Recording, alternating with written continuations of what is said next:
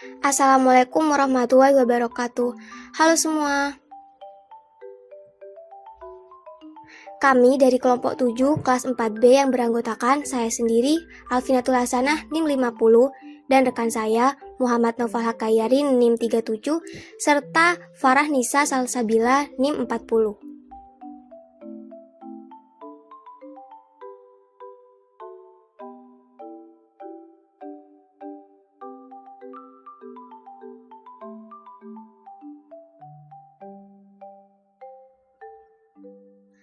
Untuk memenuhi proyek ujian akhir semester, kami membuat sebuah video pembelajaran yang berisi materi tentang sejarah dan perkembangan komputer.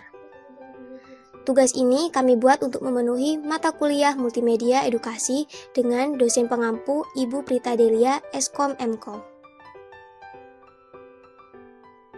Pokok bahasan yang akan kami bahas ada 2, yaitu pengertian komputer dan 5 generasi komputer. Langsung saja pada pembahasannya.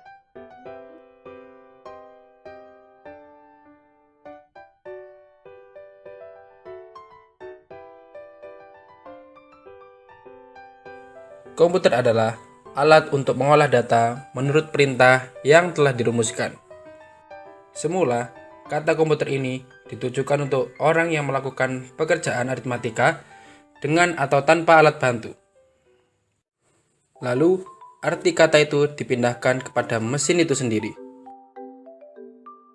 Komputer dapat didefinisikan sebagai suatu peralatan elektronik yang bekerja sama antara komponen satu dengan yang lain untuk menghasilkan suatu informasi berdasarkan program dan data yang ada.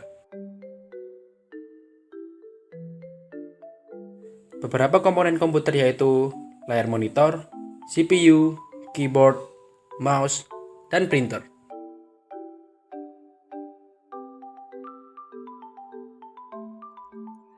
Terdapat 5 generasi komputer. Yang pertama, komputer generasi pertama. Disebabkan Perang Dunia Kedua, negara-negara yang terlibat mulai mengembangkan komputer. Hal ini mendorong kemajuan komputer menjadi sangat cepat.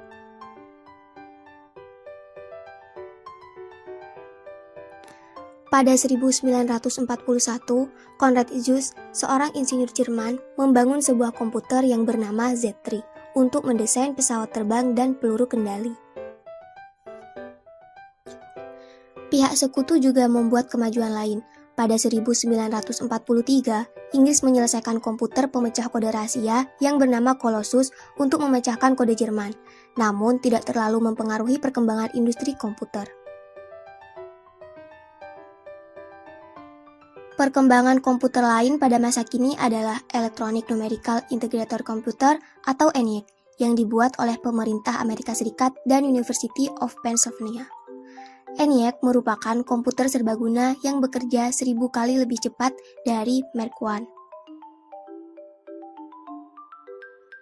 Pada pertengahan 1940-an, John von Neumann bergabung dengan tim University of Pennsylvania dengan mendesain Electronic Discrete Variable Automatic Computer atau EDVAC dengan sebuah memori untuk menampung baik program maupun data, di mana kunci utamanya adalah CPU. Dan yang terakhir,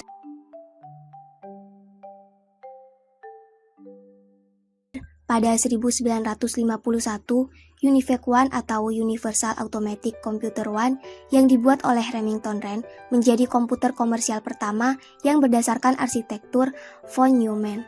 Salah satu hasil yang mengesankan adalah dapat memprediksi kemenangan Dwight D. Eisenhower dalam pemilihan presiden pada 1952. Ciri-ciri komputer generasi pertama yaitu, yang pertama, instruksi operasi dibuat secara spesifik. Yang kedua, komputer sulit diprogram dan membatasi kecepatannya. Yang ketiga, penggunaan tuba vakum membuat ukuran komputer sangat besar. Dan yang keempat, silinder magnetik untuk penyimpanan data.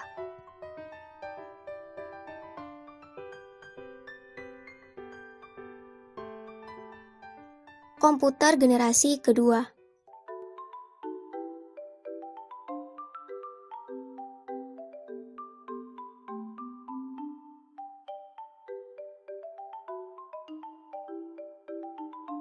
Pada 1948, penemuan transistor mempengaruhi perkembangan komputer. Transistor menggantikan tube vakum pada televisi, radio, dan komputer sehingga ukurannya semakin kecil. Penggunaan transistor pada komputer membuat komputer generasi kedua lebih kecil, lebih cepat, dan lebih dapat diandalkan, serta lebih hemat energi. Mesin pertama yang memanfaatkan teknologi ini adalah superkomputer dari IMB dan LEG. Komputer generasi kedua mengganti bahasa mesin dengan bahasa singkatan-singkatan untuk menggantikan kode biner.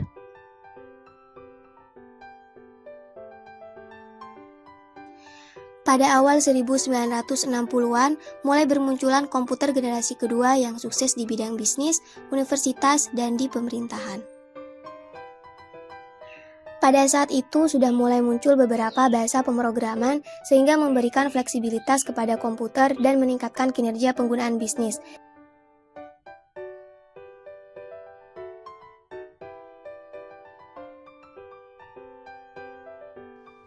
Pada generasi ketiga, ada seorang insinyur dari Texas, Amerika Serikat bernama Jack Kilby yang mengembangkan sirkuit integrasi atau IC. IC ini mengkombinasikan 3 komponen elektronik dalam sebuah piringan silikon kecil yang terbuat dari pasir kuarsa. Komputer yang telah mengaplikasikan komponen ini disebut juga sebagai mini komputer karena ukurannya jauh lebih kecil dibandingkan dengan komputer-komputer pada generasi sebelumnya.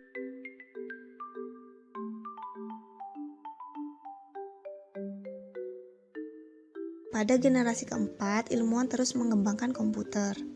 Hingga terciptalah sebuah komponen yang bernama Very Large Scale Integration atau VLSI yang di dalamnya terdapat ratusan transistor.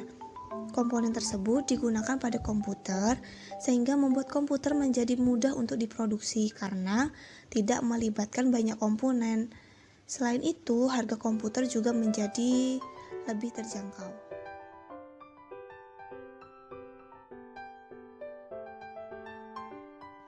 Komputer generasi kelima merupakan komputer yang mulai menggunakan mikroprosesor dengan teknologi ULSI atau Ultra Large Scale Integration.